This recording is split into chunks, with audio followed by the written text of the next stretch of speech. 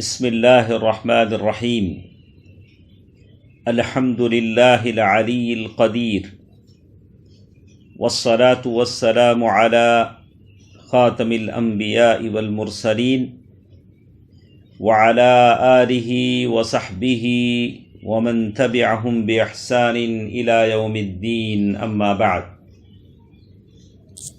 محترم حضرات و خواتین، اللہ تعالیٰ کا فضل و کرم ہے کہ دلوں کے اعمال کی اس گفتگو میں ہم سن رہے ہیں کہ مراقبے کی دولت سے، نعمت سے مجھے اور آپ کو کیا فائدہ ہوتا ہے۔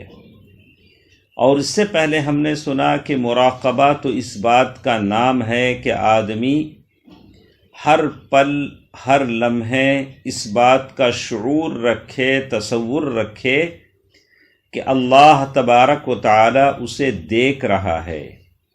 اس کی ہر حرکت سے، اس کی ہر بات سے اللہ تعالی واقف ہے، جانتا ہے۔ مراقبے کا پہلا فائدہ ہم نے یہ پڑھا کہ التعدب مع اللہ، آدمی اللہ تعالی کے ساتھ ادب والا بن جاتا ہے۔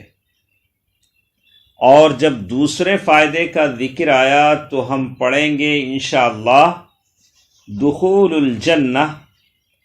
مراقبے کا ایک اور فائدہ ہماری زندگی میں ملتا ہے، جو اصل فائدہ ہے وہ ہے یہ جنت میں لے جانے کا سبب بنتا ہے۔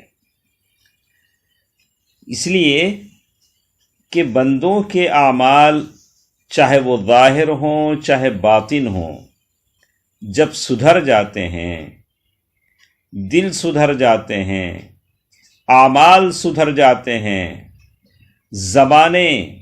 ہماری زبانیں ٹھیک ہو جاتی ہیں، ہمارے اندر استقامت آ جاتی ہے، تو پھر ہمارے لیے وہ جنت ہے جس کی لمبائی اور چوڑائی آسمان و زمین کے برابر ہے۔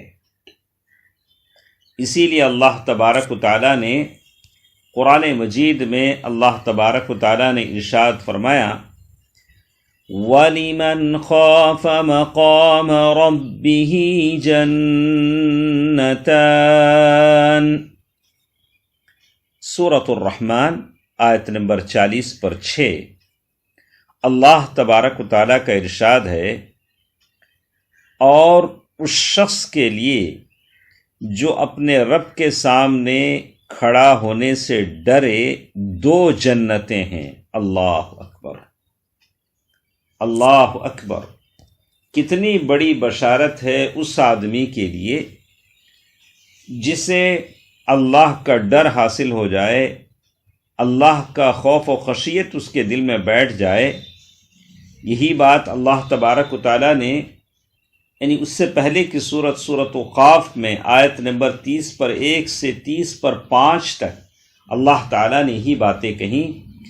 وَأُزْلِفَتِ الْجَنَّةُ لِلْمُتَّقِينَ غَيْرَ بَعِيدٍ هَذَا مَا تُوعَدُونَ لِكُلِّ أَوَّابٍ حَفِيظٍ من خشی الرحمن بالغیب وجاء بقلب منیب ادخلوها بسلام ذلك يوم الخلود لهم ما يشاءون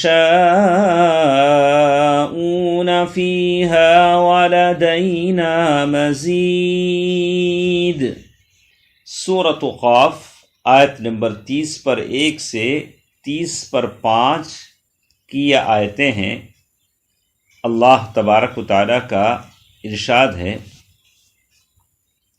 وَأُزْلِفَتِ الْجَنَّةُ لِلْمُتَّقِينَ، اور جنت پرہیزگاروں کے لیے بالکل قریب کر دی جائے گی، ذرا بھی دور نہ ہوگی۔ یہ ہے جس کا تم سے وعدہ کیا جاتا تھا ہر اس شخص کے لیے جو رجوع کرنے والا اور پابندی کرنے والا ہو۔ جو رحمان کا غائبانہ خوف رکھتا ہو، ڈر رکھتا ہو اور توجہ والا دل لایا ہو، تم اس جنت میں سلامتی کے ساتھ داخل ہو جاؤ۔ یہ ہمیشہ رہنے کا دن ہے، یہ وہاں جو چاہیں انہیں ملے گا، بلکہ ہمارے پاس اور بھی زیادہ ہے۔ اور بالکل اللہ تبارک و تعالی نے سورۃ النازعات آیت نمبر 40 سے 40/1 میں اللہ تبارک و تعالی نے پھر اسی سے متعلق کچھ باتیں کہی ہیں۔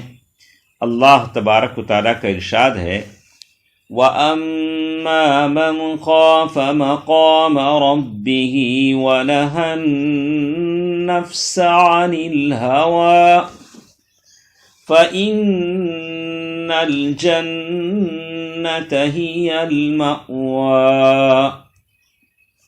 ہاں، جو شخص اپنے رب کے سامنے کھڑے ہونے سے ڈرتا ہوگا اور اپنے نفس کو خواہش سے روکا ہوگا تو اس کا ٹھکانہ جنت ہی ہے۔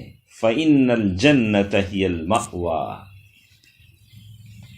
یہ سورۃ النازعات آیت نمبر 40 اور 40/1 کی آیتیں ہیں۔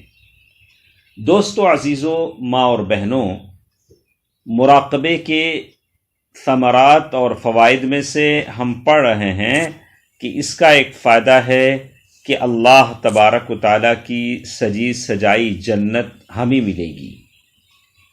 پہلے اللہ والے جو لوگ گزرے ہیں، کسی اللہ والے سے لوگوں نے پوچھا، بِمَ يَنَالُ الْعَبْدُ الْجَنَّةَ، جنت بندے کو کیسے حاصل ہوتی ہے؟ اللہ اکبر! میری اور آپ کی زندگی تو اسی جنت کے حصول کے لیے گزر جاتی ہے۔ اسی جنت کے لیے ہم لوگ کیا کچھ کرتے ہیں، کتنی محنتیں کرتے ہیں کہ اللہ تبارک و تعالی جنت میں ہمیں داخل کر دے۔ اس اللہ والے سے پوچھا گیا کہ بندہ جنت کو کیسے حاصل کرتا ہے؟ انہوں نے کہا، بِخَمْسٍ، 5 چیزوں سے جنت حاصل ہوتی ہے۔ استقامت لیس فیہا روغان، ایسی ثبات قدمی، ایسی ثابت قدمی، ایسی استقامت، ایسا اسلام اور دین کی راہ میں جم جائے کہ اس میں کسی طرح کا تردد نہ ہو، اور پھر آدمی ایسے جم کر اسلام کے راستے میں چلے، کبھی اس کے پائے ثبات میں لغزش نہ آئے، کبھی اس کے پیر پھسل نہ پائیں، بالکل سچے اسلام پر چل پڑے۔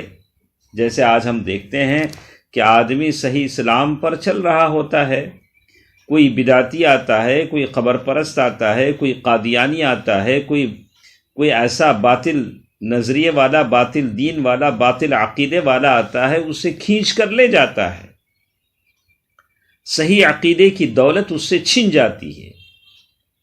تو کہا کہ جو صحیح عقیدہ کتاب و سنت سے ہے اس پر جمے رہو تو پھر جنت تمہاری ہے۔ یہ پہلی چیز ہے۔ واجتہاد لیس معہ سہو، آدمی ایسی کوشش میں لگے رہے، صبح و شام اللہ تعالیٰ کے راستے میں چل پڑا ہے، اور جہد مسلسل میں لگا ہے، کوئی سستی نہیں، کوئی غفلت نہیں۔ چھوٹی دیر کے لیے سستی اور غفلت آ بھی جاتی ہے تو آدمی اسے دور کرتا ہے، یعنی جہد مسلسل، یعنی کنٹینیوس اسٹرگل اور کوشش میں لگا ہے۔